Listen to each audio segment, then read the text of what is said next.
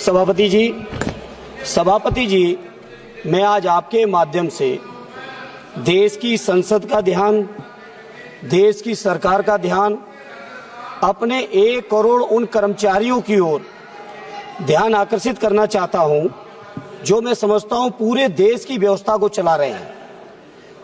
सभापति जी, बहुत अफसोस की बात है, 2004 से एक नेशनल पेंशन स्कीम लागू हुई। उस नेशनल पेंशन स्कीम का परिणाम ये रहा कि जब कर्मचारी रिटायर होते थे तो सभापति जी 800, 1200, 1800, 4000 की केवल पेंशन उनके परिवार की सुरक्षा के लिए थी। उसके बाद सभापति जी पिछले 20 सालों से लगातार कर्मचारी आंदोलनरत रहे, आज भी आंदोलनरत हैं।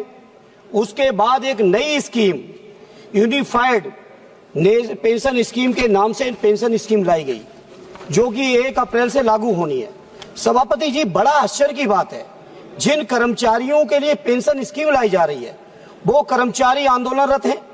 वो कर्मचारी नहीं चाहते इस तरह की पेंशन आए, क्योंकि इस पेंशन के माध्यम से कर्मचारियों के पूरे जीवन की कमाई और रिटायरमेंट के बाद उनके परिवारों का भविष्य आपके स्टॉक मार्केट में जा रहा है। स्टॉक मार्केट की स्थिति क्या है पूरा देश देख रहा है।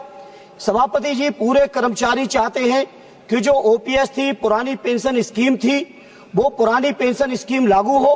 पुरानी पेंशन स्कीम ही एक ऐसा मात्र रास्ता है सभापति जी, जो कि कर्मचारियों के परिवारों की सुरक्षा की गारंटी है। और मैं समझता हूं कोई भी सरकार हो, बिना कर्मचारियों के व्यापक समर्थन और सहयोग के नहीं चल सकती है। जनता के और सरकार के बीच का पुल है कर्मचारी। इसलिए हमारे राष्ट्रीय अध्यक्ष आदरणीय अखिलेश यादव जी ने अपने लगातार चुनावी घोषणा पत्र में कहा कि जब समाजवादियों को मौका मिलेगा, चाहे प्रांत में चाहे दिल्ली की सरकार में, हम पुरानी पेंशन स्कीम लागू करेंगे। इसलिए सभापति जी, मेरी आपसे मांग है, केंद्र सरकार से मांग है कि कर्मचारियों का शोषण हो गया। विषय आ गया आपका, बहुत महत्वपूर्ण विषय उठाया, प्लीज।